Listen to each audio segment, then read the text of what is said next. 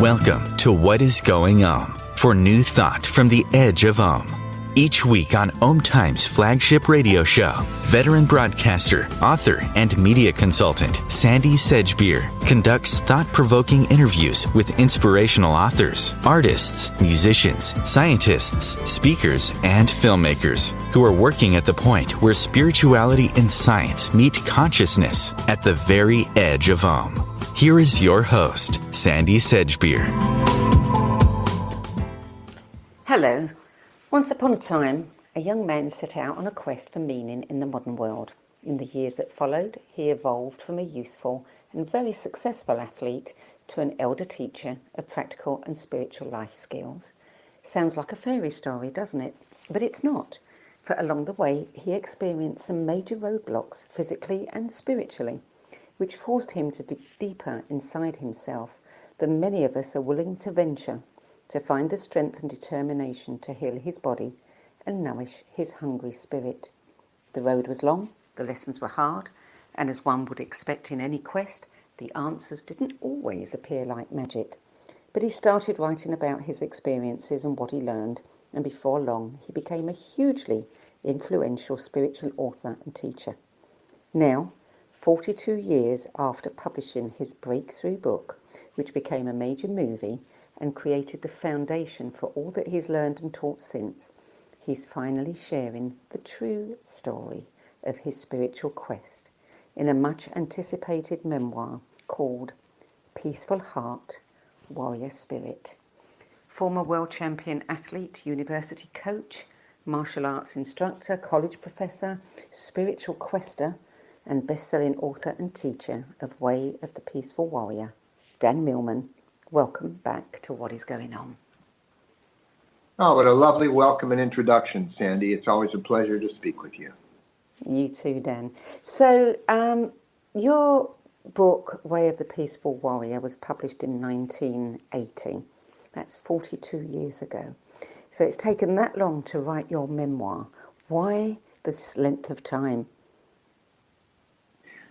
My life has been a constant evolution like most of ours, and it seemed to me that from my vantage point of 75 years at the present time was a good time to reflect on that past. It would have been premature, I think, for me at least, to write memoir until I had more years to look back on than perhaps forward to. But I wanted to write it while I had clear memory and thought process. So this seemed like good timing. Way of the Peaceful Warrior and some of your other books have blended fact with fiction, and you can't really do that in a memoir. But given that you're a teacher and a storyteller, were you ever tempted to weave some fictional elements into the memoir to underscore a lesson or a specific teaching moment? No, I wasn't. Even though my first book, I structured it around my life, so Way of the Peaceful Warrior of all my books until the new one has more autobiography, and my other books I have recommended to readers that they treat them like novels. They essentially are works of fiction. However, Way of the Peaceful Warrior does blend a considerable autobiography. But I left some ambiguity, as you know. What was true, what wasn't. So for the memoir, I was rigorous in my approach to checking with my memories against relatives and friends during various times. So I can honestly say it's the absolute best effort I could make to tell a true story. But everything is a story. We select, as you know, facts and ideas, and we paint things certain colors. But I've tried to maintain a full level of candor, truthfulness, and openness in writing this. You've described Peaceful Heart, Warrior Spirit as the memoir of a spiritual quest. It also describes your evolution. You're from student to teacher. You'd already had a lot of experience of being a coach, the director of gymnastics at Stanford, an assistant professor of physical education. But the type of teaching that you moved into after Way of the Peaceful Warrior was less about the physical and more about the spiritual, which is a whole different ball game. Did you find that daunting? Was it difficult for you? Well, you know the saying, we can only understand life looking backwards, but we have to live it forwards. And the time I was evolving and learning, yes, I did encounter considerable difficulties along the way, as we all do, I think. But no, I think in the writing of the book and my own evolution, it just seemed like destiny and a process unfolding, looking back. You say about your memoir that this story is mine, but the way belongs to us all. That this open path of living with a peaceful heart and a warrior's spirit is accessible to anyone. But, from a very early age, you dedicated yourself to discipline, to pushing the envelope of your physical and mental capabilities, and to perseverance even in the face of massive odds. How can someone who doesn't have decades of training in gymnastics and martial arts find their way? Where do they start? Well, I'm entirely and fully aware of my humanity and my commonality with everyone out there. Yes, the story is mine, the details of the story. I suppose I was hardwired, perhaps born with the idea of striving for recognition and achievement, and playing on the edge of fear. I discovered that in growing up, and I describe in the memoir, in Peaceful Heart, Warrior Spirit, how even when I was a toddler, I was heading out into the street to fetch a ball. My father, in the last minute, saw me going out and grabbed me and pulled me back. So I might have had my demise while still in diapers.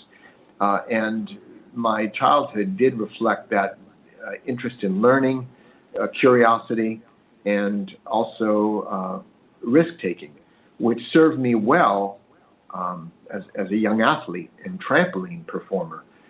But it didn't serve me as well later in life when riding a motorcycle or doing certain other activities, always pushing the envelope. So I don't take credit for it, nor do I feel badly about it. It was just part of my wiring and destiny, perhaps, to push the envelope and to strive. And it moved from the arena of everyday life, and as you say, coaching, physical disciplines like gymnastics, into a bigger picture of life, and largely influenced by not only my inner drives, but also the four mentors, which I'm sure we'll touch upon, that I describe in the book. Because, I was acutely aware before I even began writing the memoir that we all have a story.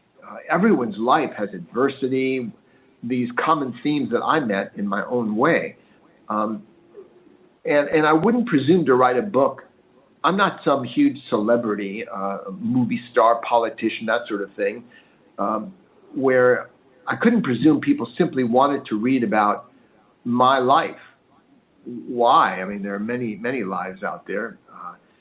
But I wanted to convey something about the evolution that I underwent, because it in a way, leaves a trail of breadcrumbs that other people might at least recognize in their own path and their own evolution. But also, it is a bit of a cautionary tale, and I think fully fleshed out tale of various approaches to what we call spiritual practice and the spiritual quest.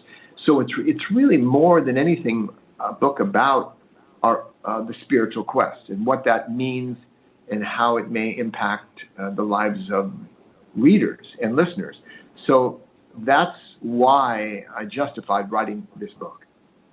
You mentioned in the book that insight emerged only after lengthy periods of preparation, course corrections, and humbling wake-up calls. I know you're a man who likes to live in the now, but writing one's memoir does require a kind of life review process. So I wonder if in doing that, did you have any surprising new epiphanies or perceptual shifts about past events? I like that question very much, because it gives me a chance first to explain. It's so easy for us to slip into ideas about the present moment rather than what it actually consists of. And as I often remind readers, we can't live anywhere but the present moment. We're always in the eternal present. The rest is illusion, is imagination, memory, imagination of the future, memory of the past. Even when I'm remembering the past, even when I spend hours reflecting on my early life, I'm doing it in the present moment. It's simply sorting through memories, brain synapses, if you will. So it's not a matter of either or, that reflecting on my life means I'm no longer in the present. We have this wonderful power to imagine and to remember. So I use those abilities, but I recognize I'm always here and now while I'm looking into these memories. And it was quite a process. It's like some people out there may have gone to a 10-year, 20-year, 30-year or more high school reunion. And it's an amazing experience when you see these people you haven't seen for 40 or 50 years, in my case, and bam, their names are right there. There's Roger, there's Sue, there's Sally, there's Amir, I remember them and I never thought I would, and these synapses open up. These memories just click in, these associations. So one memory led to another. And when I first wrote the book, Sandie, I had a bloated, overwritten, 500-page autobiography, just a memory dump, a download of everything I could remember. Figuring out the chronology was not always easy. That's when I really wished I had been more disciplined in keeping a journal. If I had kept a journal, even a few notes every day, I had to rely on my old computer calendars, some of which I couldn't access anymore, to remember the chronology. It's easy to, because today at my age, my sense of the past is today, yesterday, and sometime in the past. So I had to, that was the hard work of preparation, of getting these things in the correct chronology, because it makes more sense. And once I did that and did this 500-page draft, then I cut it down to 400 pages, then 300 pages, and in the end, just over 200 pages. So I had to cut out a lot of detritus, of things that wouldn't necessarily be of interest to anyone but my family or even them. So I didn't just write this for my family or my children or grandchildren. I wanted to write it for the broad readership who might find some illumination in going through this particular story and seeing the universal elements in it. You said that your life and your career as a teacher and author makes sense only in retrospect. Say a bit more about that. Well, Michael Crichton, we all know the writer, Michael Crichton, He once said the difference between life and fiction is that fiction has to make sense. And that's humorous, but it's true as well. Fiction needs to make sense when you read it, and a memoir has to make sense. It has to be told in a way like a story, and yet, in this case, fact-based. So it's not just for my readers who've been curious about how much is true in my books and what was my life really like, because Peaceful Warrior was written for a particular purpose, a teaching purpose, in a way also about the spiritual quest. So there will be things in this book, such as my experience with LSD and how that impacted, for example, some of the visionary elements I wrote about in Way of the Peaceful Warrior. People wonder, where did that come from? Did Dan really have those journeys by getting grabbed by his head by Socrates? So some of those revelations I think will be interesting to readers of my work and fans. But I also, when you write a book, any book, you have to keep in mind, who is my audience? Who is my readership? And speak to them. And so for this book, I also wanted to speak to people who may have heard of me or seen the Peaceful Warrior movie, but not read any of my books, but have a vague curiosity. Oh, it's about the true story of his spiritual quest. I'm interested in spiritual quests. And maybe that would serve them as well. a lot of books that, look at the hero's journey, the spiritual quest, etc., people's memoirs, when you trace their life, there appears to be, many lucky synchronicities, things like that. And there were certainly appear to be a number of those in your life. But I get the sense from reading the book that you were determined right from the beginning to dive in and dive very deep and be very serious and very disciplined, and follow the breadcrumbs, that showed up for you, and not shy away from anything. And that's the opinion that I get from the book. Is that true? Yes, I would agree with that. We've all heard that the Chinese character of crisis is made up of two characters. The ideogram is danger and opportunity. And so there were times of risk or danger, but decision points. And I was guided in some sense, call it inner guidance or instinct or just my own innate interest, to make certain choices. And some of them weren't particularly wise. But in retrospect, faith, F-A-I-T-H, I believe faith is the courage to live as if everything that arises and every choice we make will be for our highest good and learning. Now, I can't know that's true, but I like to operate on that as an operating principle. Faith is the courage to live as if every choice we make and everything that happens to us will serve our highest good and learning. I think it's a resourceful approach. And so I think to some degree I was informed by this before I could even articulate it as a principle in my, as you've read about. Yeah. So in Way of the Peaceful Warrior, Socrates was your teacher, your mentor. But in Peaceful Heart, Warrior Spirit, you say that while many authors and role models inspired you, there were 4 mentors who had the greatest impact on your life and work. And we won't go too deeply into what attracted you to each of them. But I do have a couple of questions about these, because there's some fascinating questions that arise when you read the book. You say that they appeared within a vast field of other teachers, gurus, and spiritual authorities, some benign, others dangerous or deluded. I love the way you write, by the way. And it wasn't always easy to discern one type from the other. So how did you make your decisions about which ones to follow and listen to? I mean, were you somebody who always relied on your gut, your instinct, very early on? Well, I had to physically. As a child who was bullied, I was younger and smaller than many of my peers in size. And so I was bullied.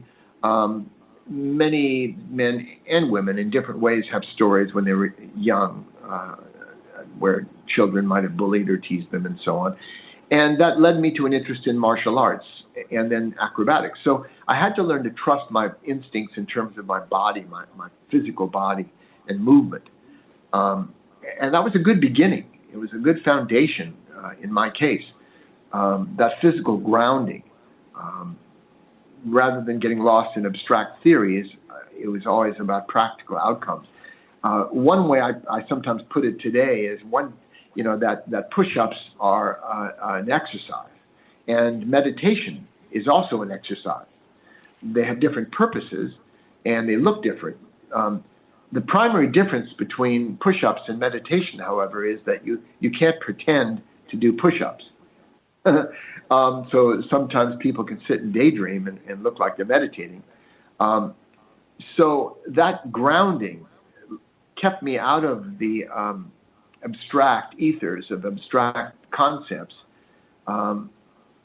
and kept me grounded in looking for the real. And I think one blessing and curse in my case, I was quickly disillusioned. I would try this, and then I would see through it. And I would go, let's move on, onward. That was always my mantra, kind of onward. Then I would try that, onward. I tried different martial arts, different focuses on exercise.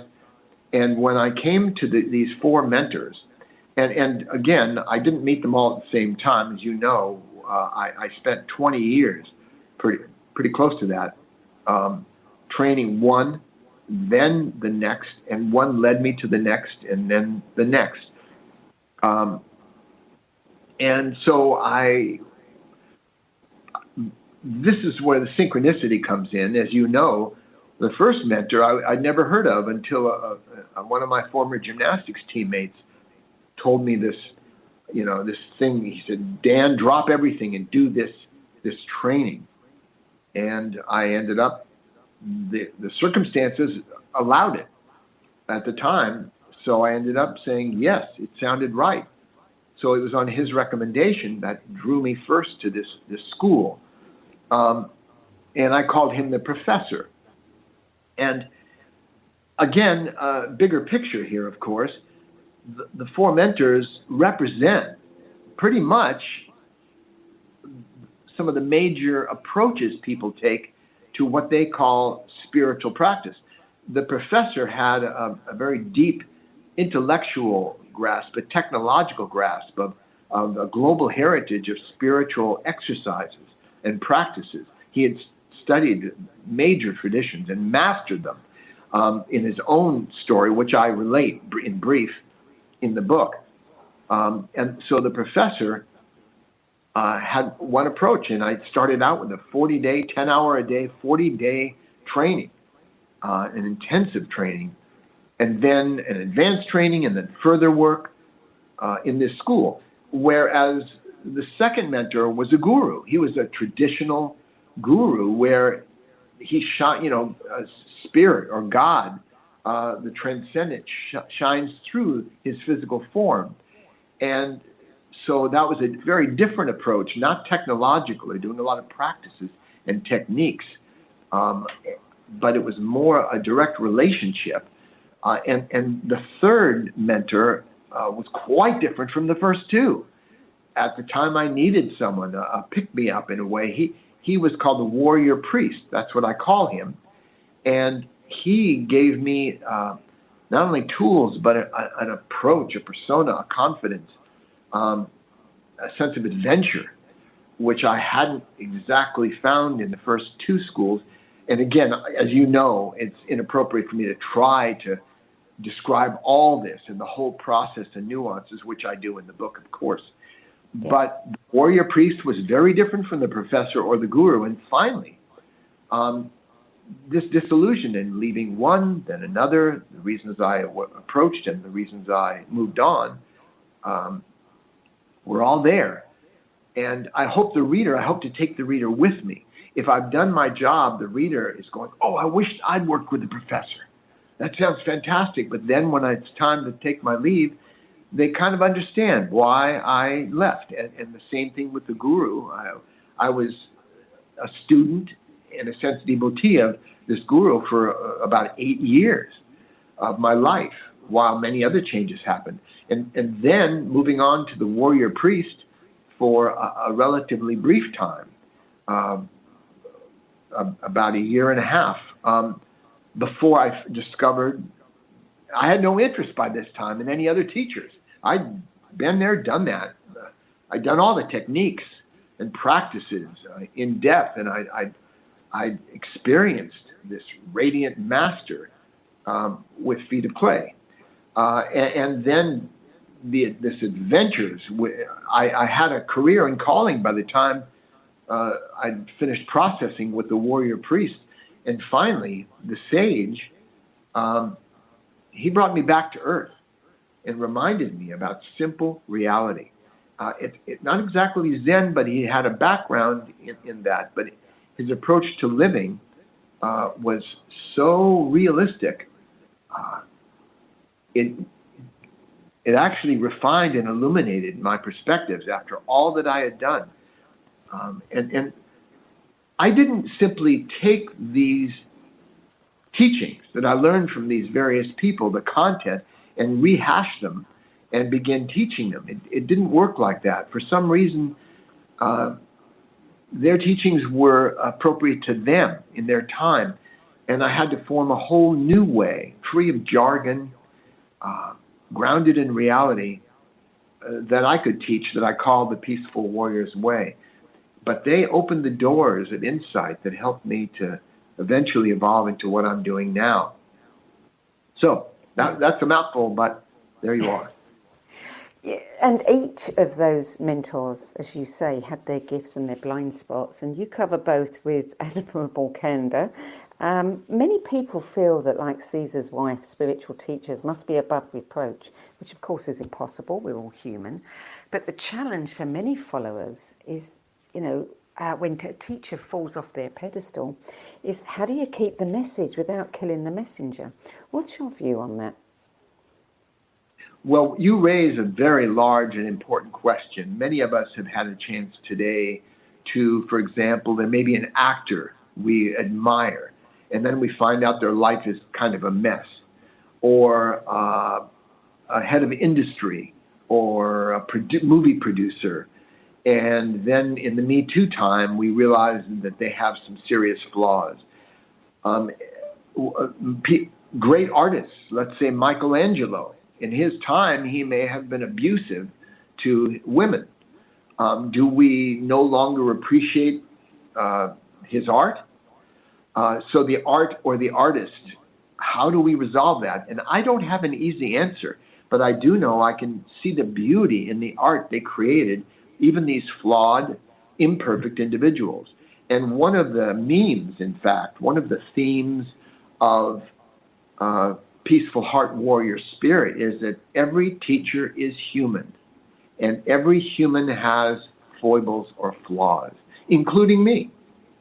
Fortunately, my wife Joy keeps me more or less on the straight and narrow. She will let me know about it if I do anything out of integrity, which I really don't do very often.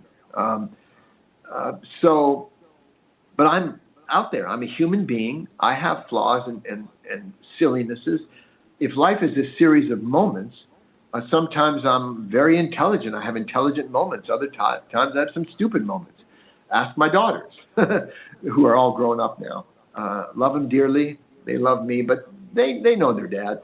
So we have to see one another as with compassion, but also, we keep our heart open, but also our eyes open. And so the fact that my mentors, some more than others, had these various foibles doesn't negate the teaching. Maybe we've heard of Chogyam Trungpa, a great Tibetan master, but probably also an alcoholic. Alan Watts. Most of us have heard of Alan Watts, brilliant expressor of Zen and Taoism for people to understand. Well, he was quite a rake and also heavily used alcohol as well. So, and many fine teachers have had problems with sex and or money, but you can't throw out the teachings. It doesn't negate them. They are simply human beings, imperfect vessels, and we can judge them. We can discern and say they made these mistakes, and let's not make those. And I was also taught by their negative examples in cases. And yet they produced some absolutely brilliant, radiant teachings that guided me in my life. So that's the best way I can answer that. It has to be nuanced. There's no simple answers here. Yeah, and I mean, you just said it yourself, didn't you? That, I mean, we can learn even from the things that we weren't happy about with them. Yes, just like our parents. Yeah. We're going to take a short break now, Dan. You're listening to What Is Going On. I'm Sandie Sedgbeer, and my guest today is former world champion athlete and internationally respected spiritual teacher Dan Millman, who of course is the best-selling author of the iconic Way of the Peaceful Warrior book. And we're talking about his latest release, his memoir, Peaceful Heart, Warrior Spirit, the true story of my spiritual quest, in which he reflects on the extraordinary experiences that shaped his evolution from youthful dreamer to spiritual teacher. We'll be back with more from Dan Millman after the break. The cutting edge of conscious radio, OMTimes Radio, IOM FM. Being a radio host on IOM-FM allows you to build your show on a rich platform with the power of the internet to fulfill your outreach goals and connect with a very specialized and global online audience, unlimited by time and distance. OMTimes Radio will provide you with web relevance, a recognizable conscious brand, and with the standard of excellence that has accompanied every single OMTimes endeavor. Host your show with OMTimes Radio Network. Vox Novus, the new voice. Vox Novus, the new dimension. Vox Novus, thought and movement leaders who will share from their experience and offer tools to help us navigate our rapidly changing world. My name is Victor Furman. Join me every Thursday at 8 p.m. Eastern on OMTimes Radio for Vox Novus, the new voice. Mental health. Most people think it means mental illness. Most people are wrong. Mental health doesn't apply to just some of us. It applies to everyone. We're all susceptible to anxiety and depression. They're human conditions, and no person should ever feel embarrassed, ashamed, or be discriminated against for being human. Cracked the podcast strips away the shame, fear, and stigma by expanding the conversation into areas less often visited. From brain and body chemistry, hormones, food, nutrition, trauma, and the microbiome, to pharmaceutical drugs, psychedelic substances, meditation, visionary experiences, and spiritual awakenings. Cracked the podcast will explore them all, including the notion that, for many, breakdown can be the beginning of breakthrough. For in the words of singer-songwriter Leonard Cohen, there is a crack in everything. It's where the light gets in. Cracked the podcast, slaying the dragons of mental health. Join co-hosts Sandie Sedgbeer and Rebecca Shaper on the first and third Thursday of every month at 12 noon Eastern Time. Coping-19, brought to you by CDC and the Ad Council. If you're feeling increasingly lonely right now, you're not alone.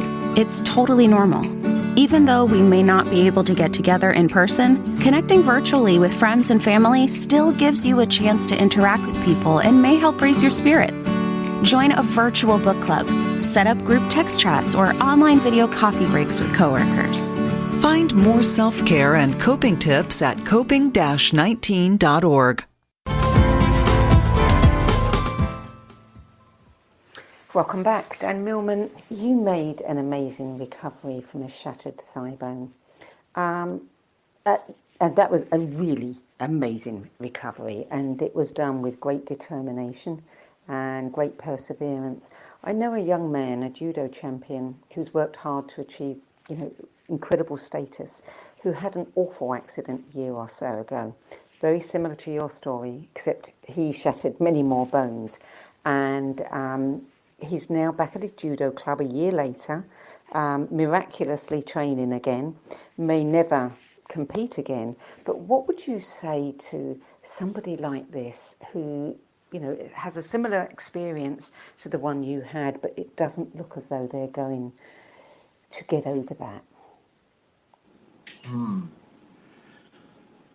I've had correspondence with many such people because they had an injury and wondered what could they do, thinking after reading Way of the Peaceful Warrior that the character Socrates, somehow gave me extra energy and did some semi-magical type of things to intervene.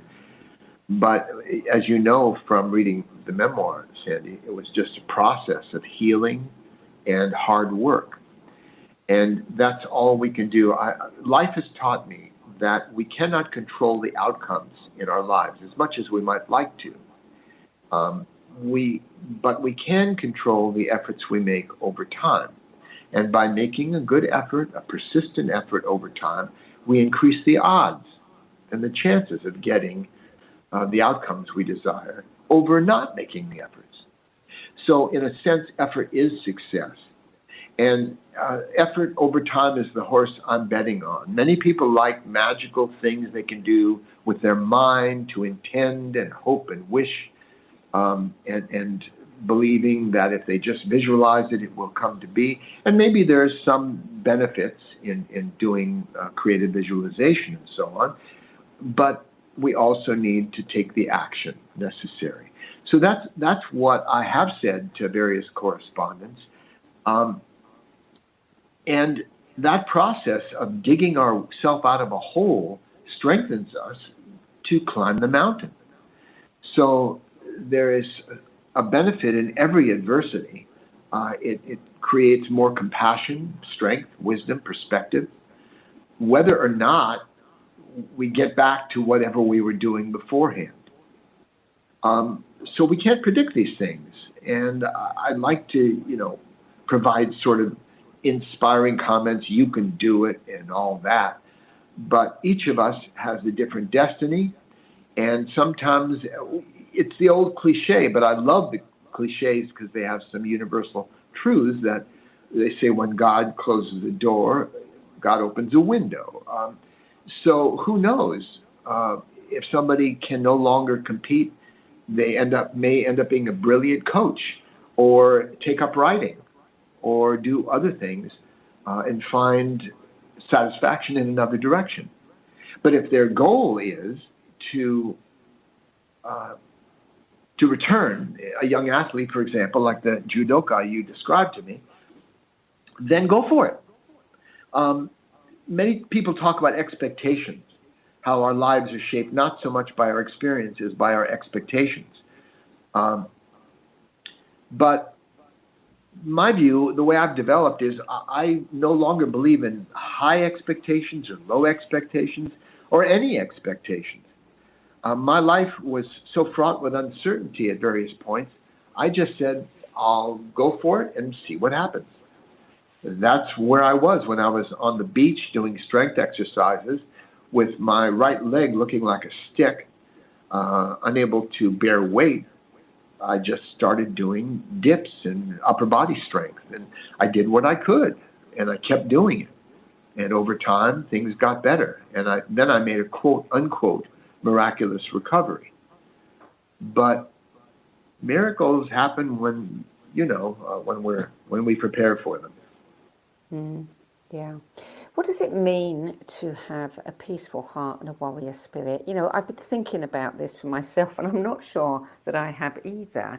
How would you guide me along this path? And is it ever too late? Well, the last part of your question is easy to respond to. It's never, ever too late, unless we die. And even then, maybe it's not too late. Who knows? But in terms of, it's not some thing we achieve. It's an ongoing process. You know from your own experience, Sandie, as do your listeners, and as do I, that some moments we feel more peaceful than others. And that's perfectly natural. In fact, I once asked the sage, one of my mentors, how I could have a more peaceful mind. And he said, if your house is on fire, maybe an active and clear mind, an assertive mind is more helpful than a peaceful mind in that situation. So he said, maybe the best thing is having a flexible mind, according to circumstance. So in terms of a peaceful heart, what does that mean? It's a very good question. Obviously, I've thought about it. All of us are striving to live with a more peaceful heart, a sense of equanimity, serenity, in the face of the chaos sometimes of everyday life. As I've reminded people, life comes at us in waves of change that we can neither predict nor control, but we can learn to surf those waves. And so living with a peaceful heart is about learning that sense of equanimity. It's not a feeling we have because we have less control. One of the things the sage reminded me of, we have less control over the feelings that pass through us moment to moment than we do over our actions. We can't just will ourselves to feel differently from the way we do. So sometimes I feel more peaceful and calm and serene than others. But I am always striving to live with that, being like the center of the cyclone. That still point where I can look at the world through eyes of compassion, understanding, equanimity. That's what I mean by a peaceful heart.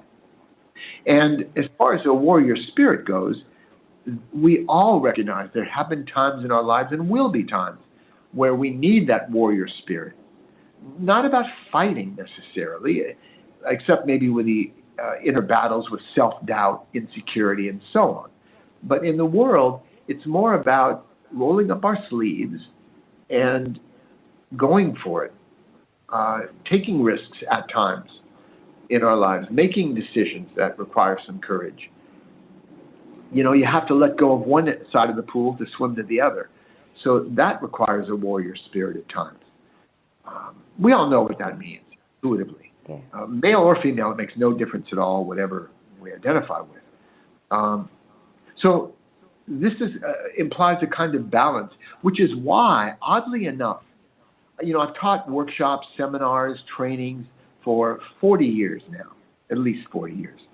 And who shows up to them? Almost 50% are male, almost 50% are female. Very close to that. You might say that's unusual, Dan, because most spiritual practices and seminars, usually about 85 to 90% are female. But my work has attracted a balance because peaceful heart, warrior spirit. Anybody can relate to the idea of being a peaceful warrior in training. So I didn't make this up in some strategic way. In fact, in the memoir, I describe how I actually came up with the term peaceful warrior. It was organic to my life. Yeah. Your life has been a quest for how to live wisely and well, and I'm sure that different answers have appeared at different times. What does living wisely and well mean to you now? At this point in time, it's responding to circumstances which change over time.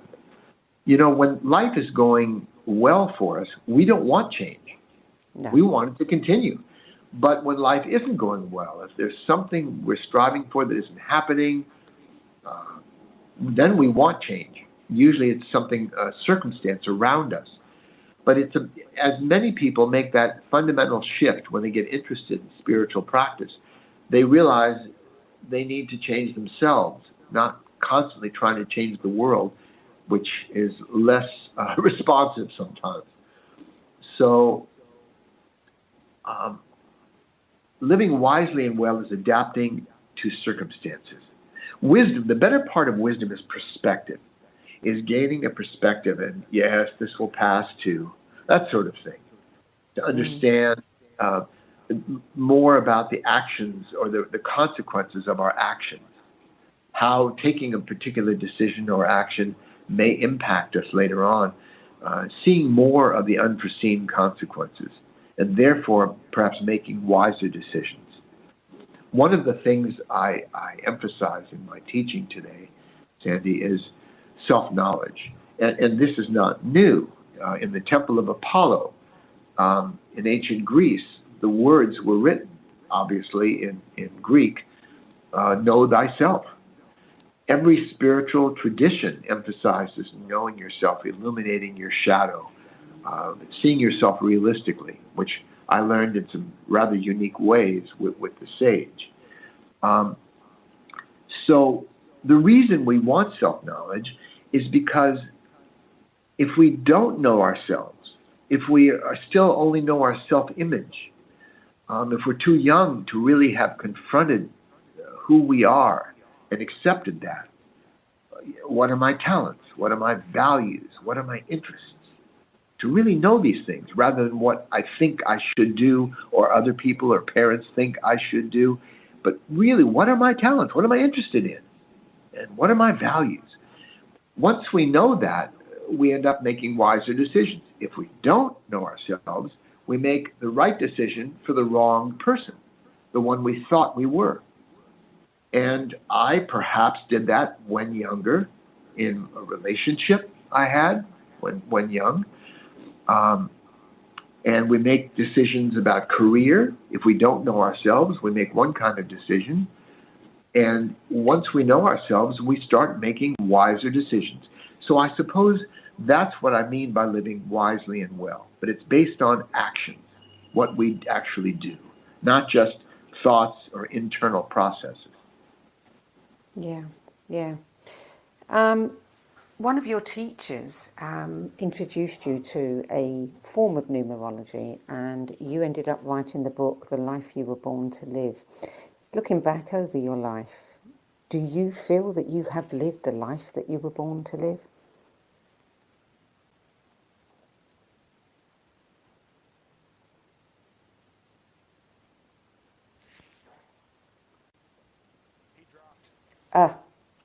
Okay, well, it looks as though we've lost Dan shortly. I'm sure he'll be back with us any second now.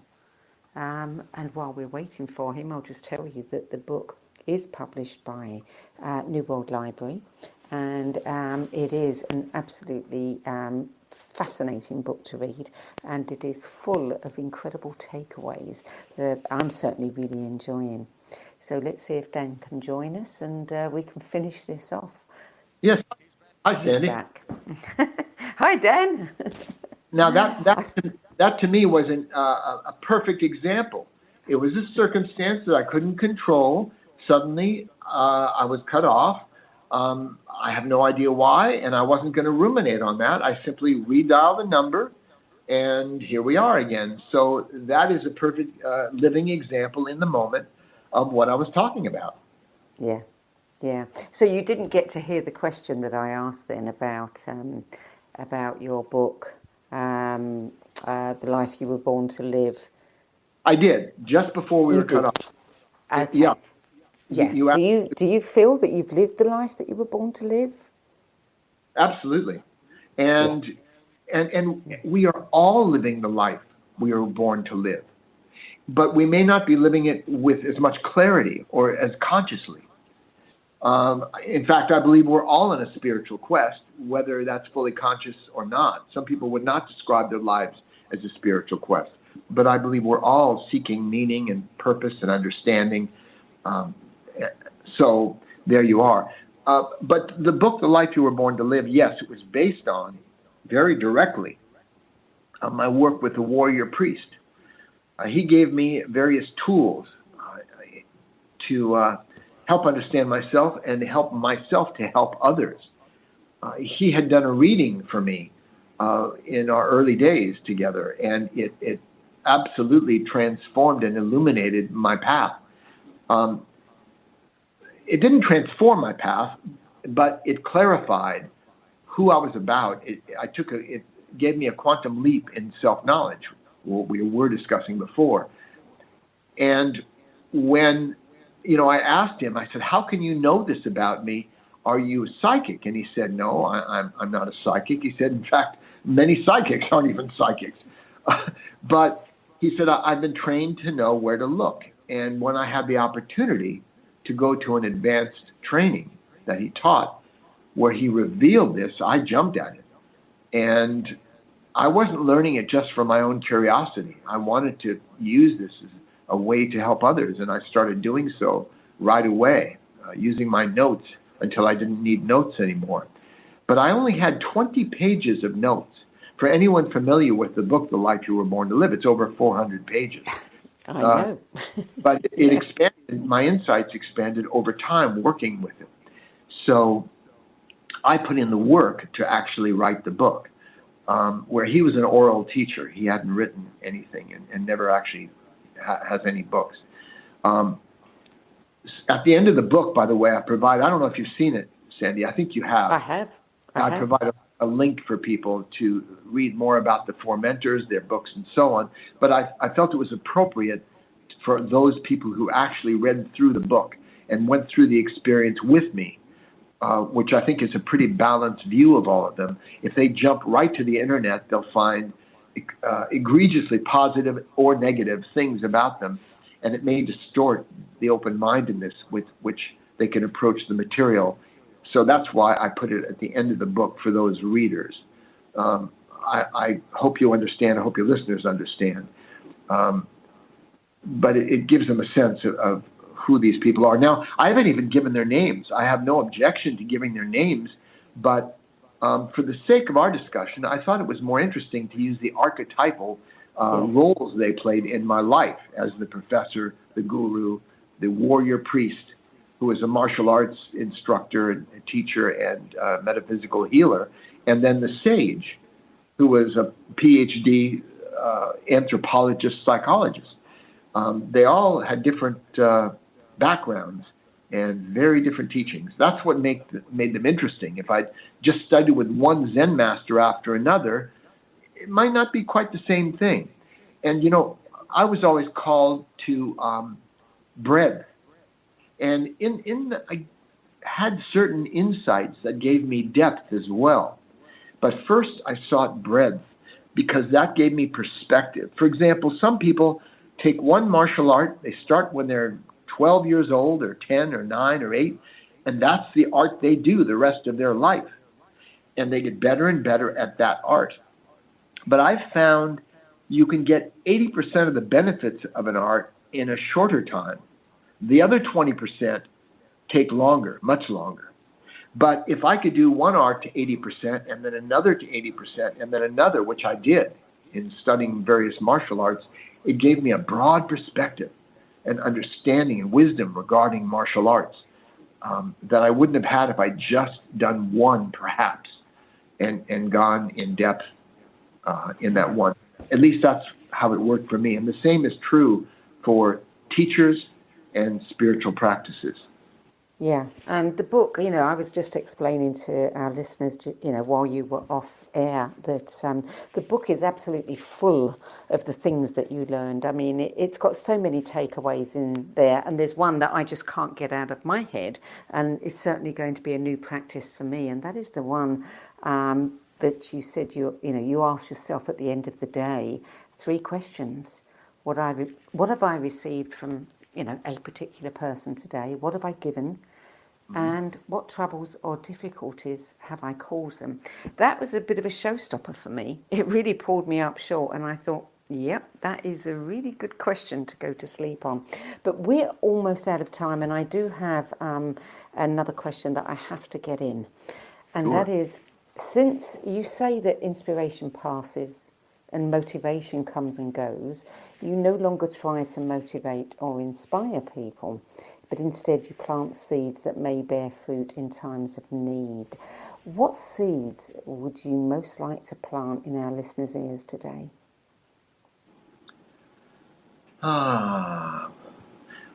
Yes. I think it comes down to self-trust, trusting oneself as in our process.